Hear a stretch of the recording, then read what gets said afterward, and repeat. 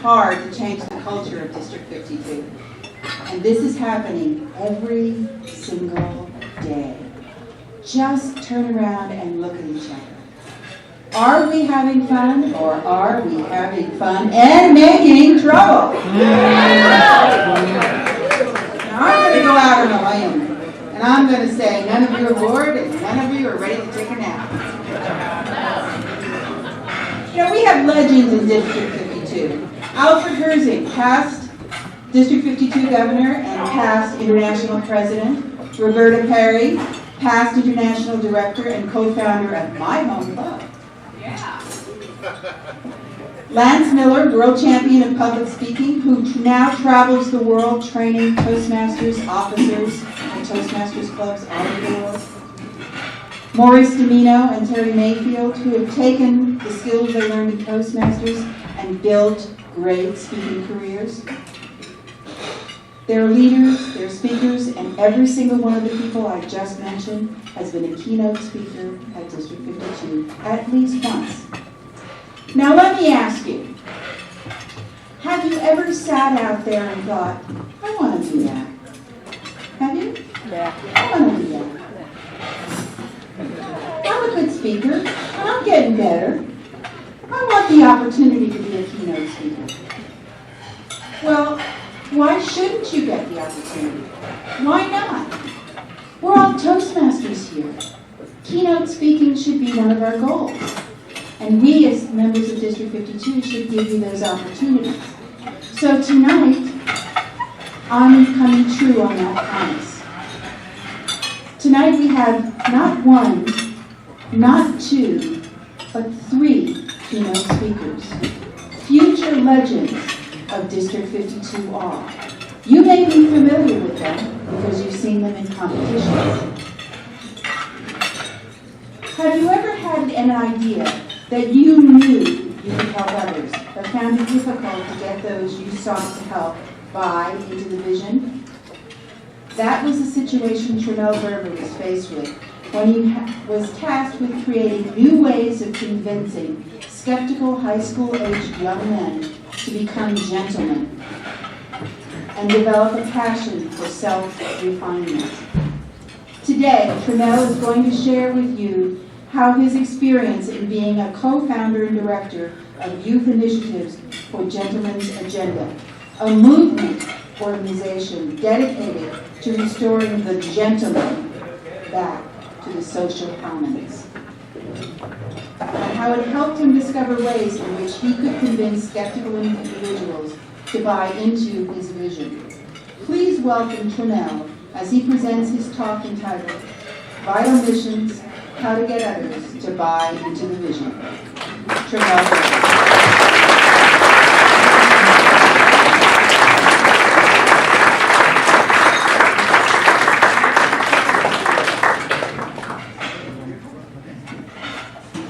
What if I told you that I came up with a plan to make our society more civil, to get rid of some of the worst traits that we see in our society? What if I told you that I had a plan to bring people to promote kindness, to be more considerate and courteous? Is that something that you would find interesting? Yes. Yeah. Is that something you would support? Yes. I'm sure each and every one of you in this room has images of a father or a grandfather who was strong and always reminded you that the way that you carried yourself mattered, that the way that you spoke meant something, and that it was always important to say yes, ma'am, and yes, sir. I'm sure each and every one of you has fond memories of those. But do our youth? Do our youth have that same frame of reference? And that's why when we at the Gentlemen's Agenda decided to create something to want to bring the gentleman back, we chose the youth as the first segment of our society that we wanted to reach out to. And so the date was April 2012 at John Muir High School in Pasadena. We had spent months creating a program, and a program that can help youth become gentlemen and show them how this lifestyle could fundamentally transform their life. And we finally had our opportunity. But 2 days before the assembly, the teacher that we were working with at John Muir High School, Manuel Rustin, who's a Harvard graduate and in 2011 won the Millikan Teacher Award, national recognition, he sat us down and said, now gentlemen, there's 4 of us. I don't want you to get disappointed if the youth don't listen to you. You know, because we had the Dodgers in here a few days ago, and the Dodgers are dodging things. So don't be disappointed if they don't listen to you at all. And so we walked in there, and we said, oh, wow. And so the day comes. And it's my responsibility to convince these guys that, hey man, you got to put on the suit, you got to say yes sir, and you got to carry yourself well. You got to do that. It was my job. And I remember walking up to the stage, looking into the eyes of 50 young men. And I knew right there in that moment that everything I had prepared for, everything that I wanted to say, wasn't going to connect. It was not going to work. Ladies and gentlemen, what do you do when you have a concept or a vision or a mission that you know is great, that you know will help people, but they're not receptive to it?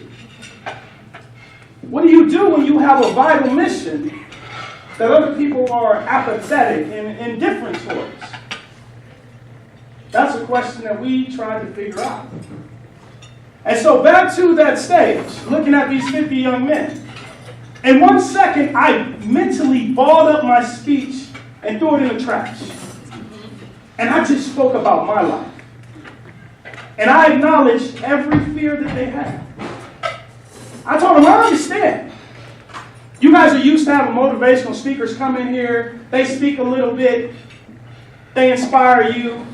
You walk away, you forget everything, they walk away, they feel good about themselves and nothing changes.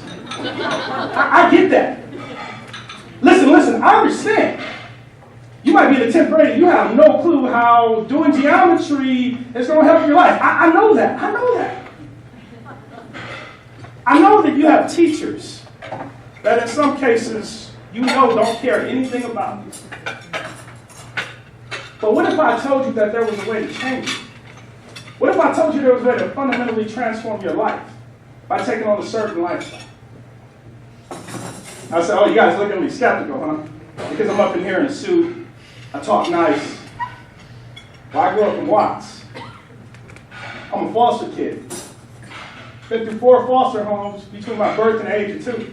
My dad died before I was ever born, and my mom abandoned me when I was 6 months old because of crack cocaine addiction. I was in special education classes from the 3rd to the 9th grade. But today I'm a college graduate. Today I'm here talking to you. And once I did that, the look on their faces transformed. And they were receptive to everything we said. And at the end of the assembly, we had an assessment for them to fill out to gauge their interest. Every single one of the young men stood up and filled out the form.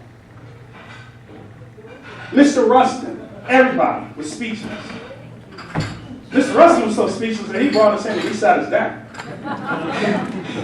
And he told us, he said, Tremale, the kids are really excited about this. And so we're trying to figure this out because now we got these kids excited about, how we're going to help better their lives, and what we had, we knew was not going to work. We needed some revisions. And we were scratching our heads trying to figure out how all this was going to work. And the answer came to us when we were sitting and talking with Mr. Rustin one day. And he said, Tremale, the youth keep saying they saw themselves in you. They saw themselves in you. And that's when it occurred to me is that what made those youth interested in what I was saying wasn't the gentleman lifestyle, wasn't the gentleman concept. They saw themselves in me. My story had became their story. And therefore, since my story was their story, they could see how being a gentleman could impact their life because they could see it. We spoke to their hearts and not just their minds. And that's when we realized the secret. The secret and the key to getting people to buy into your mission is putting their life in your story and speaking to their hearts. So we went back to our core of what defines a gentleman. At the end of the day, we at Gentleman's Agenda define a gentleman as one who possesses the passion to consistently better himself and those around him.